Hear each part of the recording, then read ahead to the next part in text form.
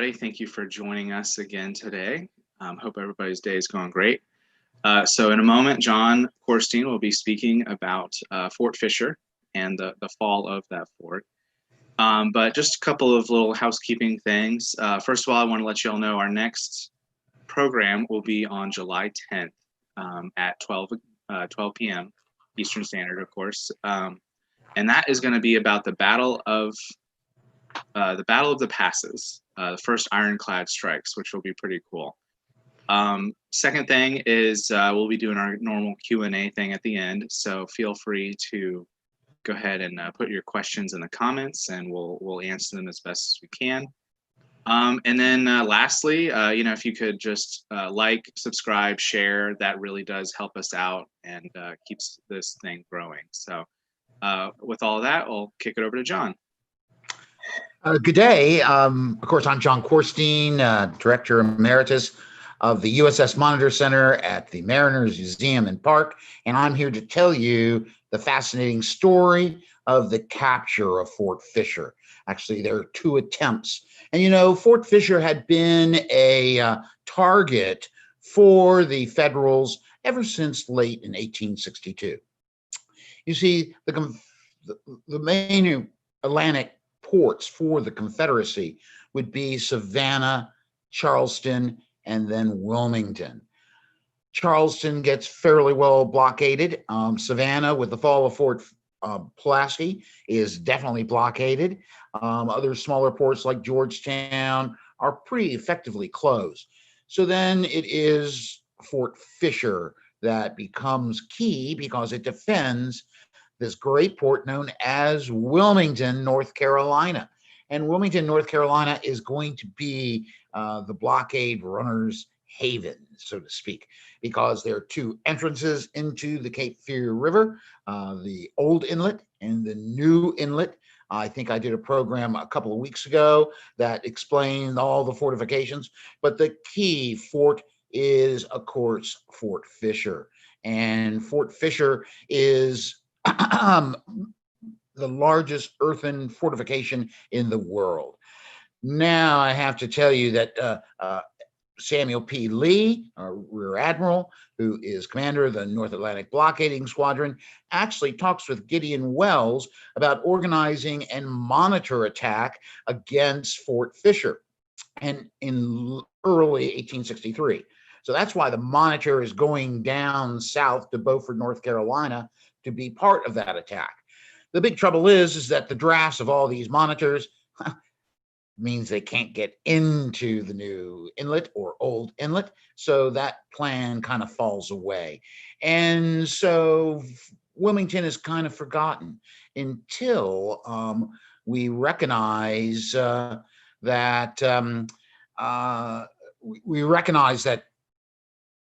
the Confederacy is living on. The food, the weapons, the ammunition, the clothing, the medicines for Lee's army are critical coming in through Wilmington. And as you can see here, this is an Armstrong rifle as part of the sea face fortifications of Fort Fisher. So it has a land face and a sea face. And so the first, actually in October of 1862, the campaigning season is winding down in Virginia, and Grant decides that he wants to be able to close out Fort Fisher. He's trying every way he can to get Lee to retreat from Petersburg and Richmond. And the source of supplies is coming out of Fort Fisher, the key part.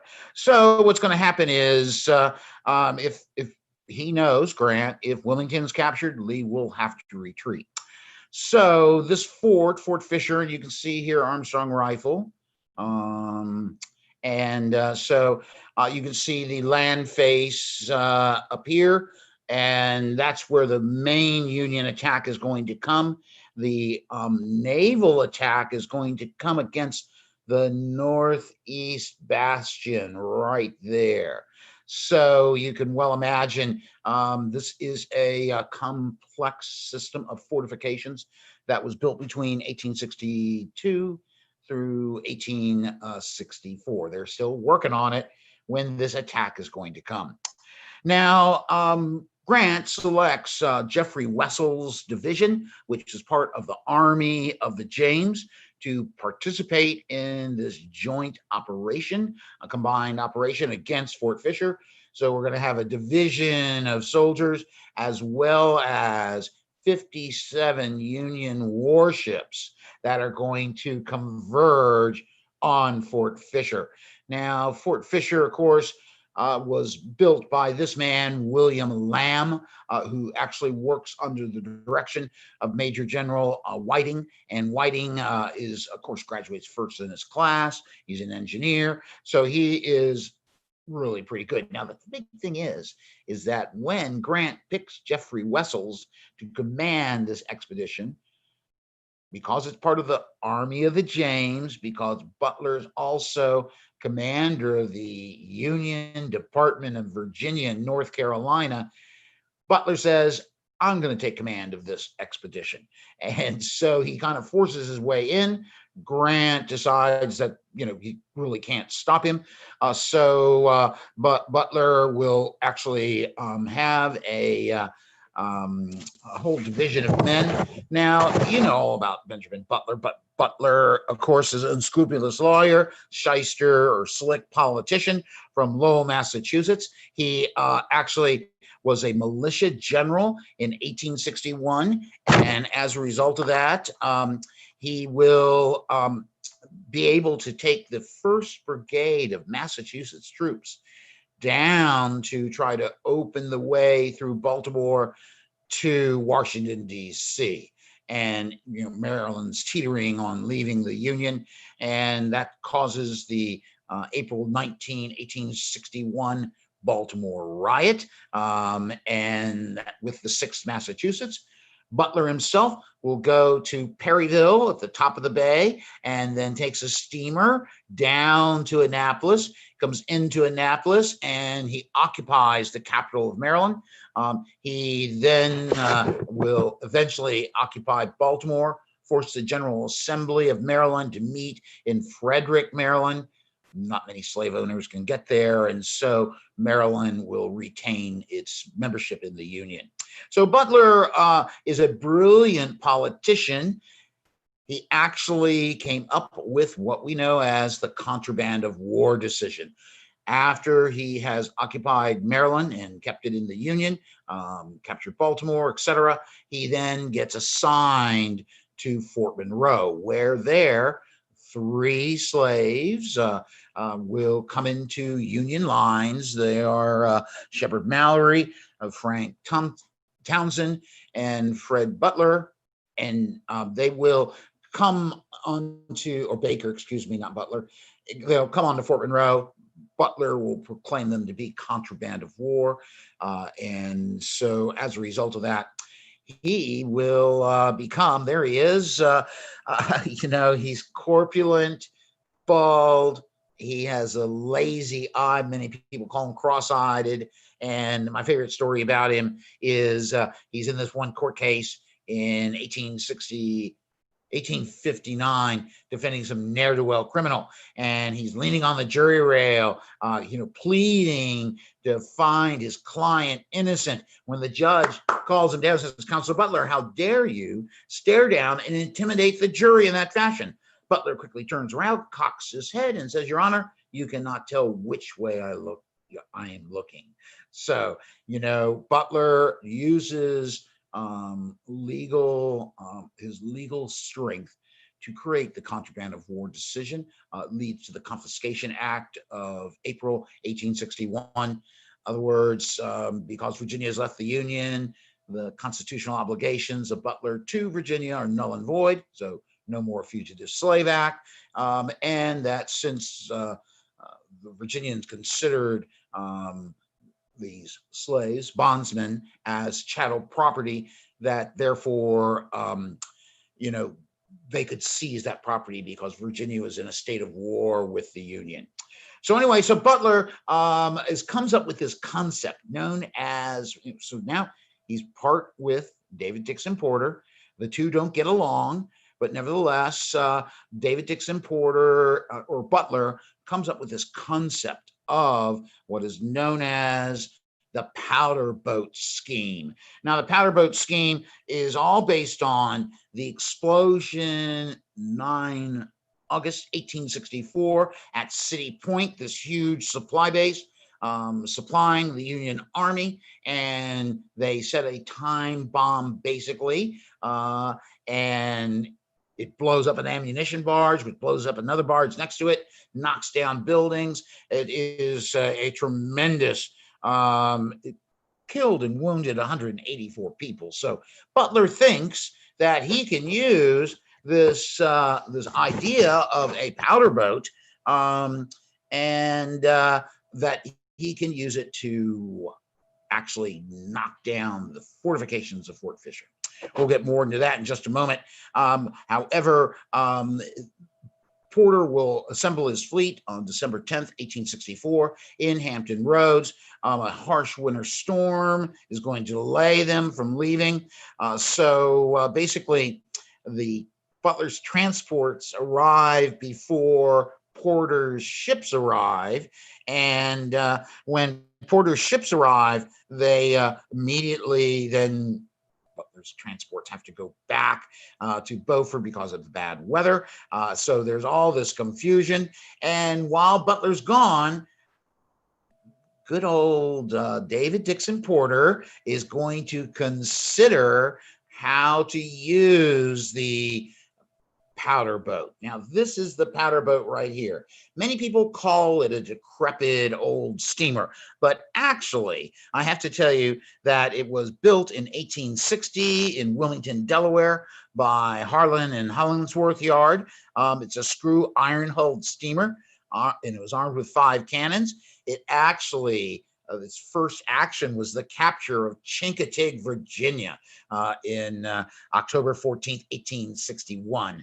So then it mostly served down in North Carolina waters as part of the Union fleet squadron, North Carolina Squadron.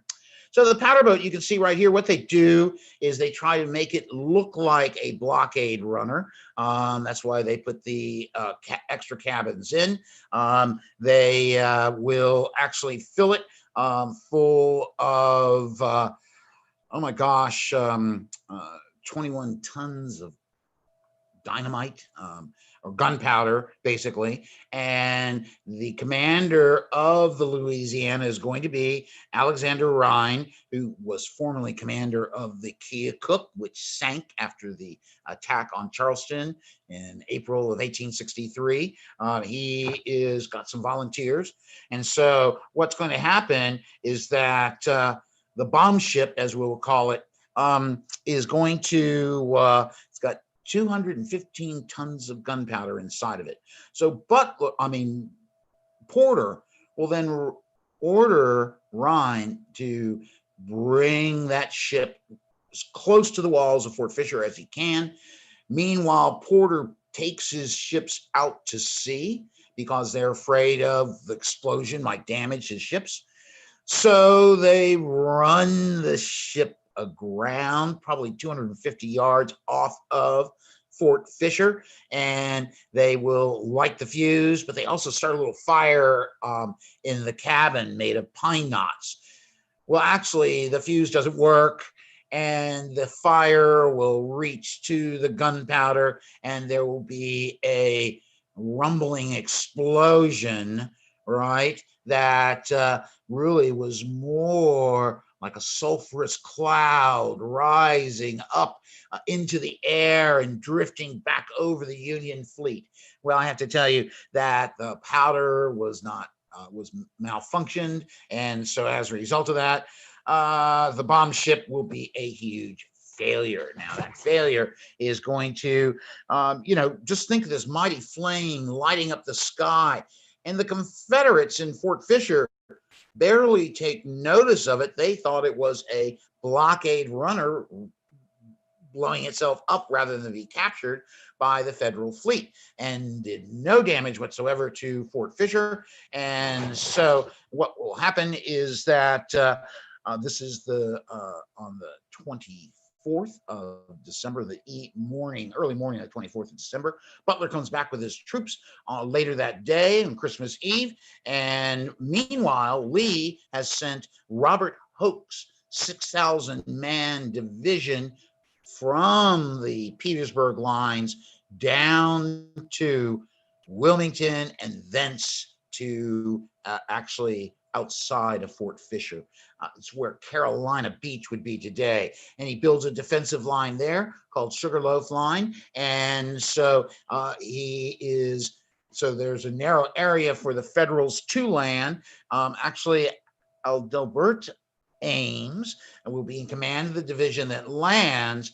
However, since the powder boat did no real damage, the bombardment by Porter's fleet is ineffective because it will basically fires 10,000 shells, but he doesn't direct his fire properly. So basically, Lamb will later say that, oh, well, we only had 4 guns damaged and we were able to repair everything. So when Ames's division lands, they say the fort's still fully there. There's nothing they can do. So Butler orders them back onto the transports. Oh my gosh. They come back to Hampton Roads. Grant is furious. He fires Butler. Butler says, "You can't fire me." And Butler said, "I just did." Or Grant said, "I just did." And so Butler, everyone was tired of him by this time. So in essence, Butler will be replaced by Alfred Terry. And I'll tell you, Alfred Terry is a graduate of Yale Law School. He was really a brilliant attorney and actually became an outstanding general. Now, while he's organizing everything up in Hampton Roads, Lamb tells Whiting that this morning, the foiled and frightened enemy left our shore. Everyone rejoiced that Wilmington had been saved. Bragg has now taken over command of the Wilmington district, and Bragg doesn't recognize the importance. Bragg has a lot of problems during the war. In fact, how do you spell defeat in 1865? It would be B-R-A-G-G, Bragg. So he is going to take over this area, and he refuses to really send significant reinforcements to Fort Fisher. So I have to say, Terry gets 9,000 men organized, and they come down with David Dixon Porter fleet. Now, Porter is going to actually have 3 crescents, okay? And that's how he's going to deploy. So you can see up in the corner of this image, the monitors. That would be the Conassus, the Monadnock, I can't get that one, Mayopac and Saugus, and they're going to be focusing on the northeast bastion, which you see right there. Okay, so we're focusing all our fire. They're within 1 mile of the fort. Then about 1.5 miles away, the next crescent will be the Minnesota, the Wabash, the Powhatan, the Maratanza, and the Rhode Island. These frigates and gunboats are going to shell into the sea face of the fort. Now, just think, they are going to direct their fire at certain given points. They also will direct their fire against the land face, which is where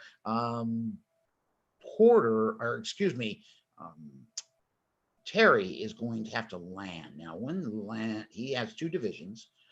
One of the divisions he's going to use to block Hoke from doing anything, even though Bragg had ordered Hoke to stay on the defensive.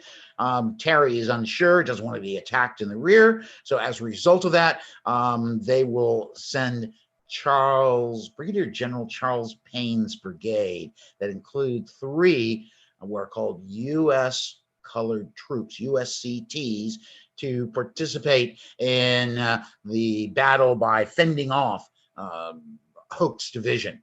Now, the Federal fleet starts the bombardment on January 12th. And in essence, Lamb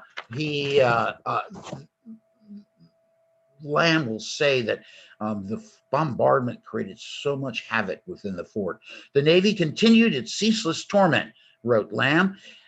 It was impossible to repair damages at night on the land face. The new Ironsides and the Monitors bowled their 11 and 15-inch shells along the parapet, scattering shrapnel in the darkness. Well, many of the Confederates stayed in their bomb proofs, but nevertheless, Lamb has now got about 1,900 men, and that's actually Whiting is so disgusted with Bragg. He goes to Fort Fisher and he meets with Lamb and says, "Lamb, my boy, I have come to share your fate. You and your garrison are to be sacrificed."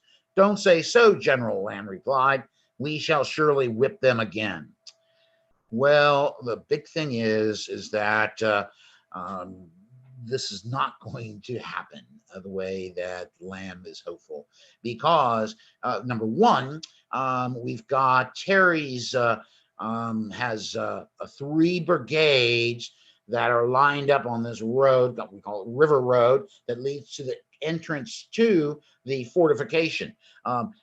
However, Porter wants to get all sorts of glory. He's always seeking to gain greater glory for himself. So he actually gets 1,600 blue jackets or sailors and 400 Marines, all volunteers, to actually board the fort on the run in a seaman-like way. In other words, these blue jackets are going to have revolvers and cutlasses to land, and there's this palisade fence along the land face, and that also includes the crescent battery of the northeast bastion. So before Terry can launch his attack, Porter will send in his naval personnel. Now, what's going to happen is that they're supposed to start their attack at 2, but the bombardment continues until 2:30, and then silence everywhere. And the sailors who had actually supposed to attack in 3 different waves, supported by the Marines with muskets, instead they move like a disorganized mob. They're actually commanded by Kidder, or Lieutenant Commander Kidder Breeze, and they will charge. The attack starts at 2:30, and the men gave a great huzzah, charge to try and climb up the northeast bastion. Oh my gosh. Whoops. So you can see this is part of the bombardment. This is taken from the Mound Battery, this view. This is what this heavy bombardment does to some of the cannon of Fort Fisher. Of course, we see how the ships are arrayed. They're the Monitors. And so these are support ships back here. So I've got 3 crescents, all focused on here, here, and here. So this is really major. So the naval personnel are going to move in this direction, right where you see that battery known as the Northeast Bastion. So this is the naval attack. This is by J.O. Davison. You can see, supposedly, one of the sailors said there was a Confederate general clapping his hands, shoot those SOBs. And, this attack is going to be thrown back because the Confederates are able to pound these attackers with canister, grape, and shell, and musket balls. And I have to tell you, the men were packed like sheep. When they get over the palisade, that's where they run into a curtain of fire, it was said. Now, the naval personnel's attack results in 400 casualties. The Blue Jackets will fall back and get back in their boats, and the Confederates give a great yell because they had defeated the Federal attack. However, in the corner of his eye, Lamb notices the Union flag flying over part of the entrance to the land face. And what had happened is that Terry had ordered his 3 brigades to move against basically the land face of, or the gate of, Fort Fisher. Now these 3 brigades are going to be shot at by the CSS Chickamauga, and yet Ames pushes his men forward, and it will, I mean, the fighting is extremely, you can see just how Fort Fisher is. So this is a Kurtz analysis, which is not very accurate, but nevertheless, here is that center figure is, of course, Alfred Terry. And so as they're attacking the bastions, they go from one traverse to the next traverse. Actually, all 3 of the brigadier generals are going to be shot. Actually, it was pretty critical that the men were so badly, I mean, Colonel Curtis, Colonel Galusha, Pennypacker, what a name, and so they will be critically wounded. The men are pushed forward. I have to tell you, Lewis Bell, one of the other brigadier generals, pushing their men forward at the second traverse. He will be mortally wounded. So you can imagine Albert Ames has to really take command of this mob of soldiers as they go hand to hand fighting down through the bastions. Lamb will try to bring his men over to slow the Federal advance. However, he doesn't have enough men, and actually Porter will get on the USS New Ironsides, right, an ironclad, and he directs fire against the traverses that are ahead of the advance of the Union soldiers. And so with this pounding, actually Lamb is going to be wounded. Major General William Whiting is going to also be critically wounded in the hip. He curses Bragg, but what's going to happen is step by step by step, those bastions fall. Lamb turns, once he's wounded, turns over command of the fort to Major James Riley. Now, Bragg, up in Wilmington, had gotten so disturbed by all these calls for reinforcements that he sends Brigadier General Andrew Colquitt down to Fort Fisher to take command. And he gets there near Battery Buchanan, sees everything surrendering. He gets back on the boat and goes back to Wilmington. So Riley tries to reorganize his command at Battery Buchanan, which is manned by naval personnel. However, there the naval personnel had spiked the cannon and had run away. And so Riley, finding it just impossible to do anything to stem the Union's force, will surrender. And actually, that battle will end. However, this is January 15, 1862. However, in the early morning of January 16, 1865, and I'm at 1865, actually some drunken soldiers were looking for relics from, to pick up from Confederates, and they have torches. They go into one of the bomb proofs, which was actually a magazine. They had a huge explosion, and that so ends Fort Fisher.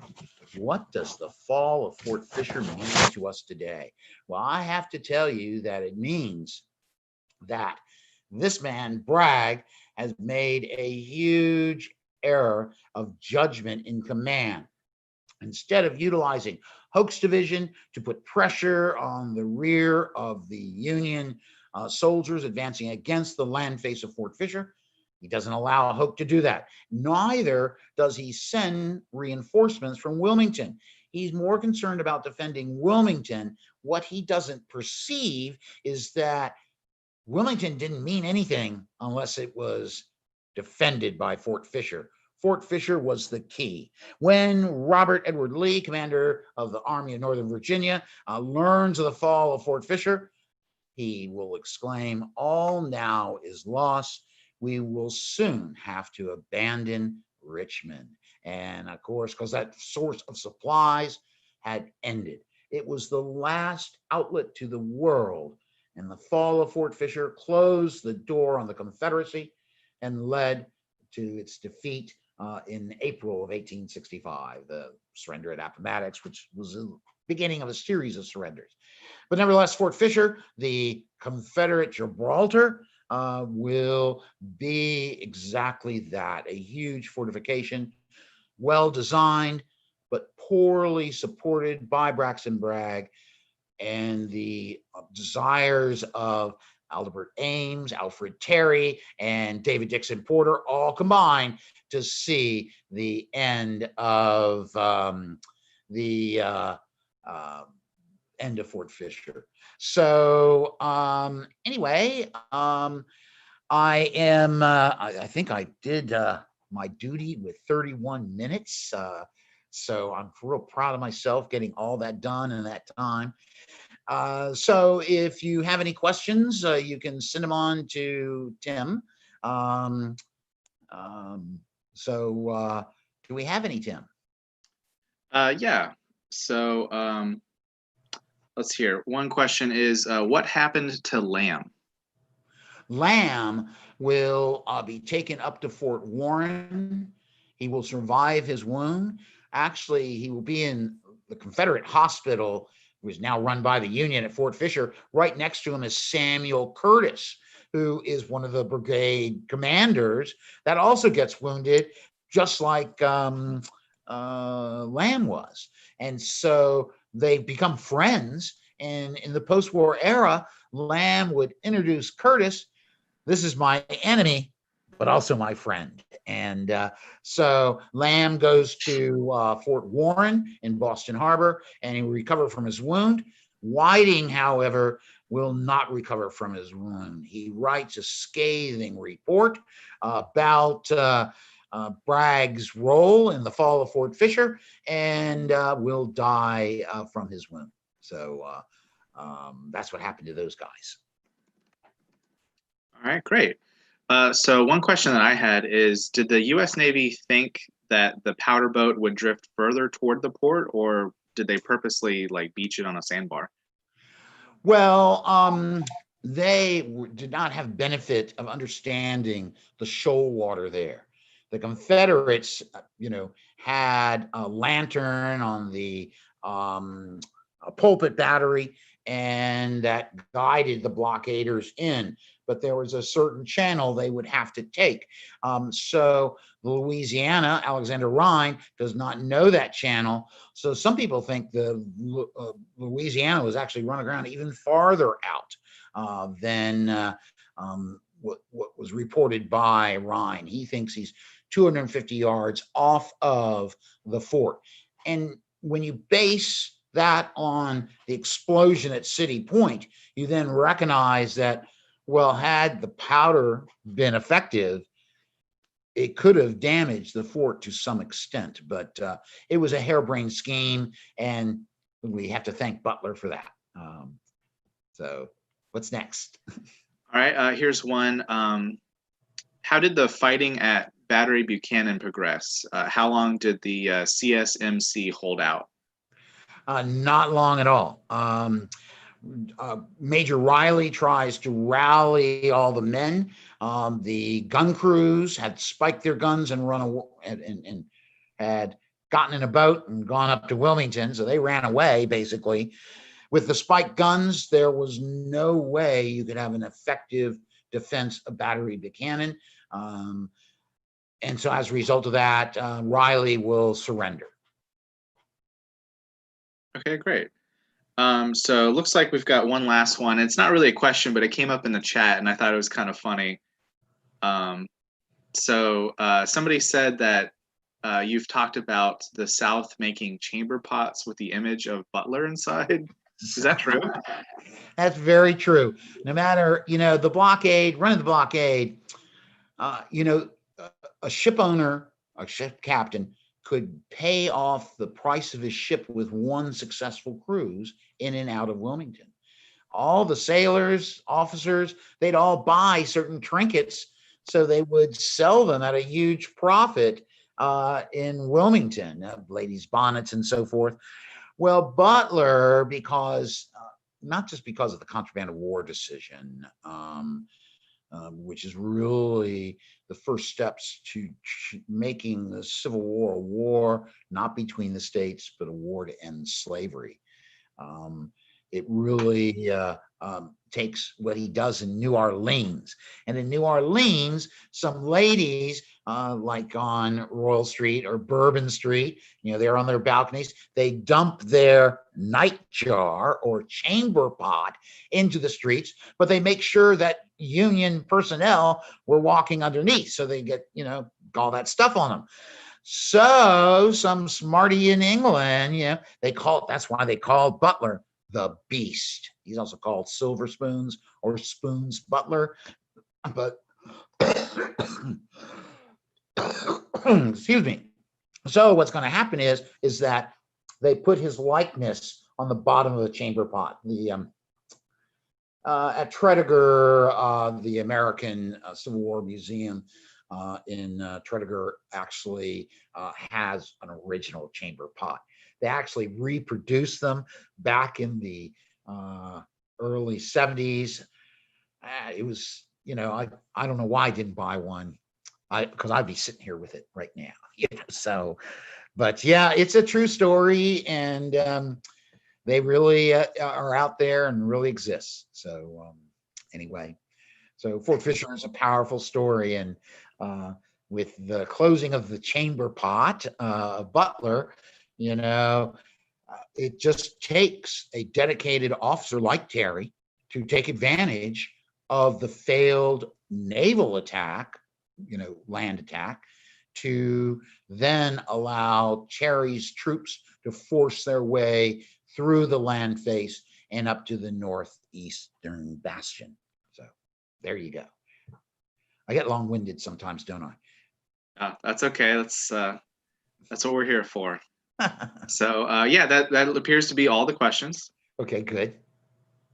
So once again, I'm John Quarstein. I want to thank you very much for participating in our Zoom lecture today. 6 months ago, I would have never thought I was going to be doing my lectures from my dining room. But this is one way that the Mariners Museum tries to reach out to our patrons, people who are interested in various aspects of the museum's mission. Of course, the exhibit about the Monitor is fascinating, and so this is the best way I can introduce you to the importance of navies to the Civil War. Most people discredit it, but they are so powerful that it is an interesting story, in my opinion. So anyway, I want to thank you all so much, and I will see you hopefully again on 10 July, when I'm going to talk about that hellish machine known as the CSS Manassas and its battle at the head of the passes. So until then, you all take care.